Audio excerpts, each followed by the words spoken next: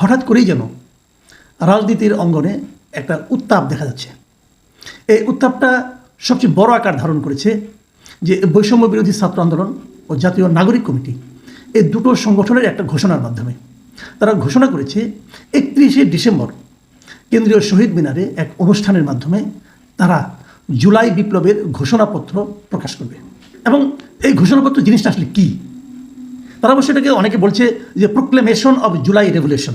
ওনারাই বলছেন, ওনাদের যারা নাকি উদ্যোক্তা এটার তারা বলছেন, এবং ওনারা সবাই যার যার ফেসবুকে এই ঘোষণাগুলি বলছেন, সবাইকে সেখানে হাজির হতে বলছেন। যেমন জাতীয় নাগরিক কমিটির যে ভেরিফাইড ফেসবুক পেজ আছে সেখানে তারা দুটো পোস্ট করেছেন। একটা পোস্টে লিখেছেন 31শে ডিসেম্বর 2024 বিপ্লবীরা প্রস্তুত তো, আবার আরেকটা লিখেছেন যে প্রোক্লেমেশন অফ জুলাই রেভলিউশন। আবার প্রায় কাছাকাছি সময়ে সরকারের অন্তর্বর্তীকালীন সরকারের যিনি উপদেষ্টা আছেন আসিফ মাহমুদ, তিনি তার নিজের ভেরিফাইড অ্যাকাউন্টে পরপর দুটি ইংরেজিতে পোস্ট দিয়েছেন বলে আমি একটা পত্রিকা প্রথম আলোতে দেখলাম। প্রথমটায় লেখা ছিল কমরেডস নাও অর নেভার, আর দ্বিতীয়টা লেখা হলো প্রোক্লেমেশন অফ জুলাই রেভলিউশন। এই জুলাই রেভলিউশনের প্রোক্লেমেশনটা যদি এখন প্রকাশ করা না যায় আর কখনোই করা যাবে না। এখন প্রশ্ন হলো এটা কী আসলে ভাই? আরও সবাই আপনার জাতীয় নাগরিক কমিটি যিনি আহ্বায়ক আছেন নাসিরুদ্দিন পাটোয়ারি, তিনিও তার ফেসবুকে ইংরেজিতে দুটো পোস্ট লিখেছেন। একটা লিখেছেন all eyes on Shaheed Minar 31শে ডিসেম্বর সময় বিকাল 3টা। দ্বিতীয়টাতে লিখেছেন proclamation of July revolution now or never. এই সংগঠনের যে সদস্য সচিব আছেন এই জাতীয় নাগরিক কমিটির যিনি সদস্য সচিব আখতার হোসেন, তিনিও তার ফেসবুকে লিখেছেন এবছরই হবে 31শে ডিসেম্বর ইনশাল্লাহ। আবার এই জাতীয় নাগরিক কমিটির যিনি মুখ্য সংগঠক আছেন সার্জিস আলম, তিনিও লিখেছেন যে 31শে ডিসেম্বর শহীদ মিনার বিকাল 3টা, এখনই সময় বাংলাদেশের জন্য। এরকম অনেকেই সবাই যার যার মতো লিখেছেন। হাসনাত আবদুল্লাহ লিখেছেন কমরেডস 31শে ডিসেম্বর নাও অর নেভার। আবার উনি আরেকটা পোস্ট দিয়েছেন প্রোক্লেমেশন অফ জুলাই রেভলিউশন 31শে ডিসেম্বর শহীদ মিনার বিকাল 3টা। মোটামুটি সবাইকে তারা দাওয়াত করছেন। এদের সবারই ফেসবুকে কয়েকশো না ঠিক হাজার হাজার লক্ষাধিক ফলোয়ার আছে। তারা সবাই এটা দেখেছেন নিশ্চয়ই, এবং ধারণা করা যায় প্রচুর লোক সেখানে হতেও পারে। তো এখন আমার মনে প্রশ্নটা হলো এই জিনিসটা আসলে কী? ওই দিন তারা কিসের প্রোক্লেমেশন ঘোষণা করবেন? কী ঘোষণাপত্র তারা জাতির সামনে নিয়ে আসবেন? জুলাই রেভলিউশন হয়ে গেছে জুলাই মাসে। জুলাই রেভলিউশন শুরু হয়েছে আগস্টের 5 তারিখ থেকে চূড়ান্ত একটা অর্জন হয়েছে। স্বৈরাচারী সরকার প্রধান শেখ হাসিনা দেশ ছেড়ে পালিয়ে গেছেন, নতুন সরকার গঠন হয়েছে, এবং এতদিন আমরা মনে করেছি এই সরকারের সঙ্গে এই ছাত্রদের একটা সম্পর্ক আছে। ছাত্ররা যা দাবি করছে সরকার সেটা মেনে নিচ্ছে। ছাত্রদের 3 জন প্রতিনিধি সরকারের মধ্যে উপদেষ্টা হিসেবে আছে। তো তারাই তো মিলেমিশে চালাচ্ছে, এবং প্রত্যেকটা যে সরকার সংস্কার কমিশন করছে অনেকগুলো, প্রত্যেকটা সংস্কার কমিশনে ছাত্রদের প্রতিনিধি আছে।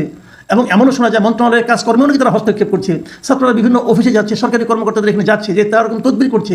তারা দাবি করেছিল যে ছাত্রলীগকে নিষিদ্ধ করতে হবে, সরকার নিষিদ্ধ করে দিয়েছে। তবে তারা প্রথম হোঁচটটা খেয়েছে যখন তারা প্রেসিডেন্টকে নিষিদ্ধ করতে চেয়েছে, প্রেসিডেন্টের পদত্যাগ দাবি করেছিল, তখন আবার সেটা সরকার মানেনি। এখন প্রশ্ন হলো যে এরা আসলে এখন কী ঘোষণা করতে চায়, কী চায় তারা? মাঝখানে আমাদের মনে হলো এই ছাত্ররা বুঝে রাজনৈতিক দল করতে চায়, কিন্তু ইদানিং তারা বলছে তারা রাজনৈতিক দলও করবে না, তারা নাকি রাজনৈতিক শক্তি হিসাবেই থাকবে। খুব ভালো, কোনো সমস্যা নাই। কিন্তু প্রশ্নটা হচ্ছে যে তারা ওখানে কী বলবে? কৌতূহল হচ্ছে তারা কী বলবে, আমরা জানতে চাই কিসের প্রোক্লেমেশন এবং সেই ঘোষণাপত্রে কী। দেখেন, আমাদের স্বাধীনতা যুদ্ধের সময় কিন্তু একটা স্বাধীনতার ঘোষণাপত্র ছিল। সেই ঘোষণাপত্রটা 1971 সালের 10ই এপ্রিল এটা লেখা হয়, এবং 17ই এপ্রিল আনুষ্ঠানিকভাবে প্রচার করা হয়। সেটার নাম দেওয়া হয়েছিল ইংরেজিতে প্রোক্লেমেশন অফ ইন্ডিপেন্ডেন্স।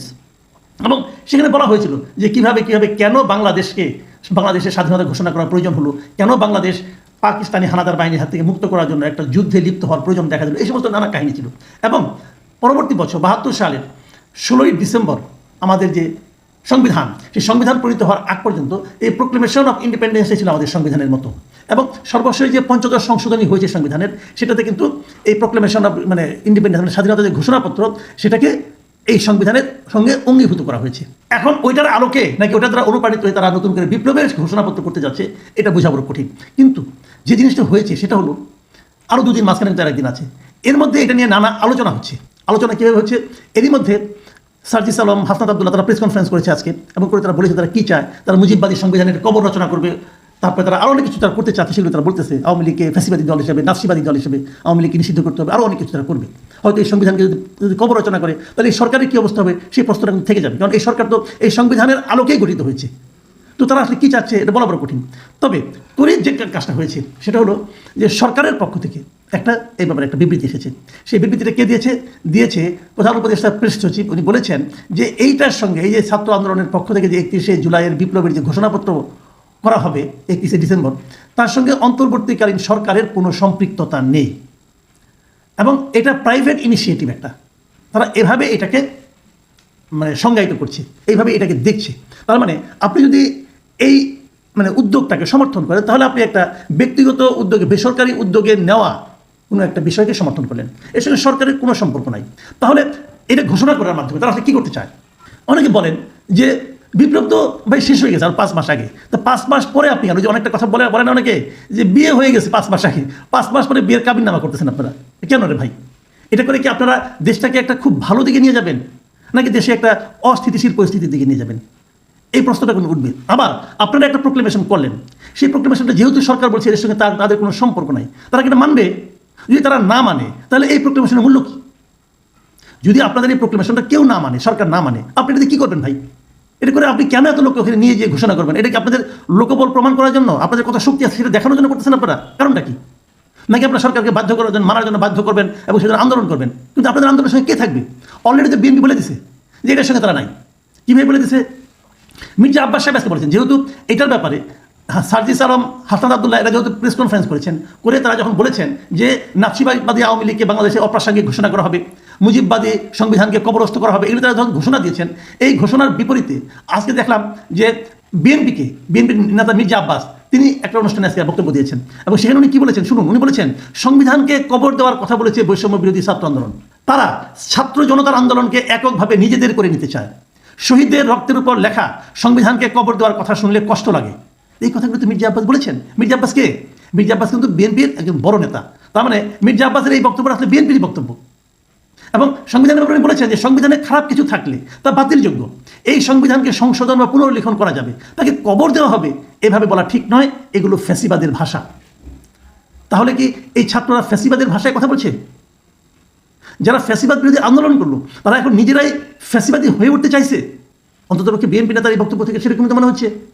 এবং আমরা কি দেখছি, তারা কি একটু বেশি বাড়াবাড়ি করছে, অথবা তাদের যতটুকু ক্ষমতা তার চেয়ে বেশি কিছু করার চেষ্টা করছে? তারা যদি এগুলো দাবি আকারে উপস্থাপন করতে চায় তাহলে তারা দাবি আকারে উপস্থাপন করুক, সমস্যা নেই তো। কিন্তু এই বিপ্লবের প্রোক্লেমেশন যখন তারা ঘোষণা করে, তখন তারা কি এই বিপ্লবের সোল এজেন্সি নিয়ে নিয়েছে? একক কর্তৃত্বকে তারা দাবি করতেছে, যেটা তারাই করবে। এই বিপ্লবের সঙ্গে কি তারা ছাড়া কেউ ছিল না? এই যে নাগরিক কমিটি তখন কি বিপ্লবের সঙ্গে ছিল? নাগরিক কমিটির জন্ম তো হয়েছে পরে।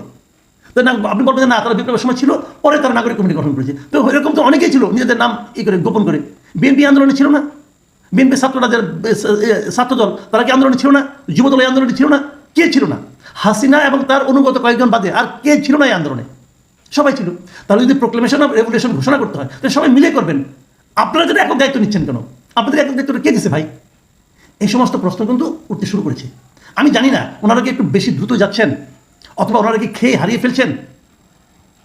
খেয়ে হারিয়ে ফেললে কিন্তু গাড়ি অ্যাক্সিডেন্ট করবে, খেয়ে হারিয়ে ফেললে কিন্তু গোত্তা খাবেন। আমি মনে করি সবাইকে সংযত হতে হবে। কার বুদ্ধিতে কে চলছে জানি না, এর পেছনে অন্য রাজনৈতিক শক্তিও থাকতে পারে, সেগুলো নিয়ে আমরা কালকে হয়তো কথা বলতে চাইব। প্রিয় দর্শক, এখন এই পর্যন্তই। আল্লাহ হাফিজ।